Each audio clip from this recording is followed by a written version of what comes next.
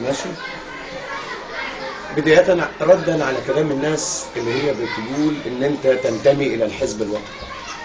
تمام، انا لا انكر ان انت تنتمي الى الحزب الوطني، ولكن لم يحدث مني في يوم انني جيت مع الحزب ضد اي واحد من الناس المظلومين، بل انني كنت ضد رؤساء الحزب. الحزب الوطني كان فيه ناس شرفاء كتير، ولكن كان رؤساء فاسدين، لانهم هم اتعلموا كده ان هم يحطوا الناس اللي هي بتدفع واللي هي اللي بتعزف عزومه كذا وكذا. وكنت على خلاف مع رؤسائي في الحزب على طول الخط، والدليل عندي والمرشحات المره الاخرانيه، المرشحات الحريم اللي كانوا مقعد المراه ده، يجوا رؤساء الموجودين في الحزب الوطني في الحسنيه هنا وجايين عازمين واحده بعينها، وهي حياه عبدين، دكتوره حياه عبدين، وبداوا يتصلوا علينا تعالوا في اجتماع في الحزب، وجئنا ان هم جايبين دي. رديت عليهم وقلت لهم احنا ما احنا مش هنقعد في القعده ديت اللي انتوا جايبين لنا واحده، اشمعنى ديت اللي تجيبوها لنا هنا؟ مش نزلت لنا زي سين وصاد من المرشحات ليه ولفوا للناس وراحوا على الناس والناس عرفوها. طيب بيبقوا الدفتر اللي من فين؟ الناحيه الثانيه. طيب عشان اطلع لك اولى وثانيه وثالثه. ماشي تمام. وما عملتش ليه زي سين وصاد ولا هي نازله لنا ببروشيطه على راسها ريشه. وانصر للحق. ابراهيم ابو علي نفس الكلام رد معايا وايدني هذا الكلام، واختلفوا خدونا ان احنا اخصام ليهم، ان احنا بنتكلم احنا مع الحق زيها زي غيرها. عايز قاعدنا هات ل 15 ل 20 مرشحين واحنا لينا حق تختار، والناس تنزل الناس تختارها. دي موقف تاني برضه يدل امن الدوله كان يقعد كل شويه يتصل عليا ويقول لي اسم سين من الناس في عندك في المنشيه عايزينه كذا ولا كذا. اقول له ليه يا اخي هو دي بيعمل ايه؟ ده كان وكان وانا. وبعدين ان قال لي هل الشخص ده عندك ولا مش عندك؟ اقول ما اعرفوش، روح دور عليه. والله وانا بحلف يمين عمرها ما حصل ان انا اقول له ان انا عارفه انه في المنشيه، بس ما نصبتلوش وقلت له ده في الحته الفلانيه ودي كذا وكذا. لكن ده راجل كل عشان هو بيروح يصلي ويجي يبقى ده ناخده نعمله كذا وكذا. ادي موضوع الحزب الوطني. الناس يعني انت بتقول انت حبيتني وانا انت حبيتوني وانتوا واثقين في الناس اللي هم مقربين ليا او يعرفوني، ما حبوني وانا كنت وسط الحزب، كنت بجري وبس علشان اعمل ايه؟ المنشيه اللي انا كنت بجري علشانها كان كل واحد في مجاله بيجري عشان يرفع اسم بلده. انا كنت مخصص عن المنشيه، كان جري كل سنه اخسر لي 600 جنيه من جيبي ادفعها عضويات للناس عشان ارفع اسم المنشيه. احنا وعينا ما كانش بيمثل المنشيه الا عن واحد بس في المحليات قريه، ادانينا نجري وندفع ونخسر من جيوبنا، ما خدتش من واحد حاجه.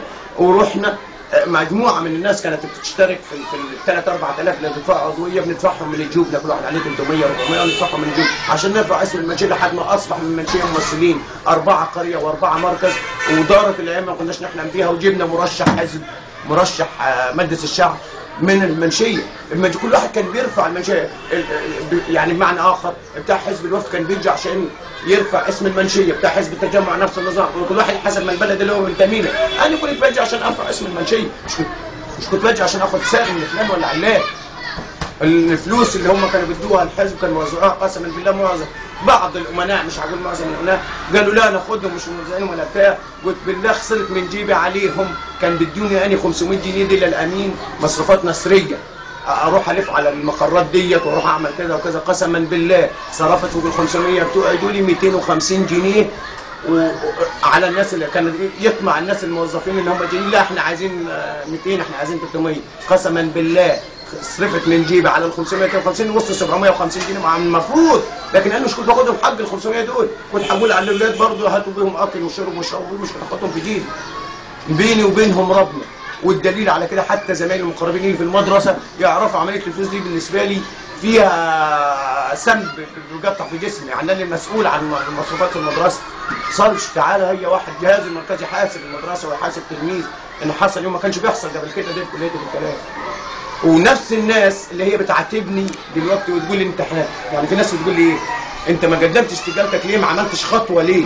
نفس الناس اللي بتقول لي كده لو انا قدمت استجابتي هيقول لي شوف بسدد وبهرب من المواقف علشان خاطر كذا وكذا وكذا.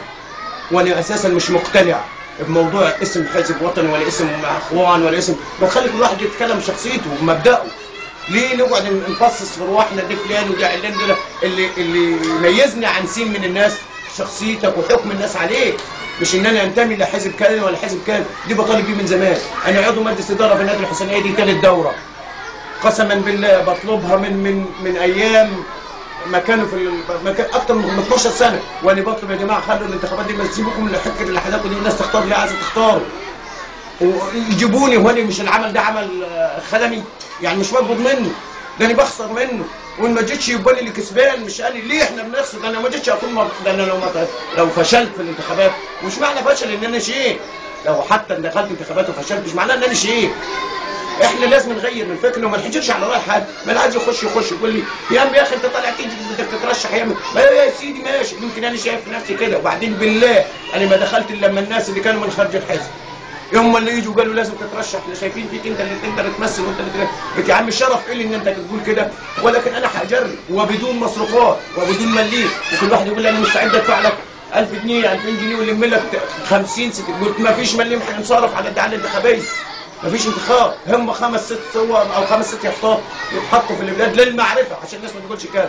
واللي بيحبني انا هخسر 10 جنيه كارت تليفون، انت راخر عشان عايزني تخسر 10 جنيه كارت تليفون تتصل على زمايلك وتقول بيهم ده اللي كنتوا عايزين. واني لو حصل الامور ديت وناس كتير في بلاد كتيره كلمتني من الحزب ومن خارج الحزب ومن هنا ومن هنا قالوا احنا عايزين الصراحه، عايزين الراي ده، عايزين الناس دي ما تحترش على راي حد من غير تكلفه. ليه اروح اصرف لي 50,000 جنيه يبقى نحاسبك؟ يبقى انا لو حصل ووفقت يعني يبقى انا حاسبك. لكن انا بقول لك انا كده، ولو ربنا وفقني هشعبط في العربيات، مش هجيب لي عربيه مخصوص واطلع بيها واجري. انا هطلع واروح هشعبط في العربيه واروح احتفل في وانا في نار بتجيب في جسمي لو ما اشتغلتش، لو ما جريتش. انا راحت عليا نومه اول امبارح في المدرسه، صحيت الساعه 7 والمدرسه تخش الساعه 7 الا ربع، انكسفت اجي المدرسه عشان ما حضرتش الطابور. انكسفت ادخل باب المدرسه وانا ما هتقول كده، وادانيتي قاعد نار جايده في جسمي. ايه؟ لان المستشار صبري اتصل عليا وقال لي تعالى عشان ندخل كهرباء في النادي الحسينيه الرياضي، وجريت وكانت جدي ساعتي وانا باجي عشان عوضت الشحن اللي عندي، عايز اعملها، عايز اجري واشتغل. انا مش عايز اقعد، مش عايز اطلع واحد. وقسما بالله لو ده حصل ونجح انا هكون بوسطجي، بس مش بوسطجي اوراق زي اللي كانوا بيعملوهم قبل كده، اشيل ورق عشان مضي الوزير الفلاني والعلان. لا، ده انا هكون بوسطجي افكار، يعني اشيل افكاركم واجيب ارائهم لكم انتم موافقين عليها. ما في قرار هيتاخد الا بالناس العموميين. انتوا رايكم ايه في الفلاني والفلاني والعلاني؟ نعمل في دي ونعمل في دي، مش رايي انا بس، لان الراي دي مش راي الشخص، ده راي الناس اللي اختارتك. انت ممثل عنا، لازم يكون في امانه في الكلام ده. الحاجه الثانيه مميزات عضو مجلس الشعب لازم نعرفها كليتنا بالصوت والصوره، مسجله على التليفون لكم قدامنا بالصوت والصوره، باخد قد ايه، بيعمل ايه الفايده بتاعته، ايه الميزه بتاعته اللي كل واحد بيداريها عنا. كل ما يطلع رئيس عضو مجلس الشعب يداري يقول احنا مش بنعمل حاجه ولا لنا اي صنف المميزات. لا، مميزاتها الادبيه والاخلاقيه والماديه. وانا يعني ان ربنا مش بعيده على الله. ايه المشكله يعني؟ مش بعيده على الله، ربنا يوفقني ان كل حاجه هتحصل. وده يعني عهد عليا اللي اتحسب لي جدا من الناس. لو قالوا انت لك 500 جنيه في الشهر، هقول لهم يا جماعه انا خدت عربيه ب 200 جنيه هو ايجار وصلتني هناك، باقي من 500 دي 300 اشوف نوديها فين، مين ياخدها، بيني وبينهم مرابطه في اي حاجه. ومش هقول لك لا خد ال 500 كلها هي، طب انا اصرف ال 200 جنيه اروح اجي اتاجر منين هقول خد ال 500 اللي انا واخدها؟ لا، ال 500 اهي خدت منها 200 صرفت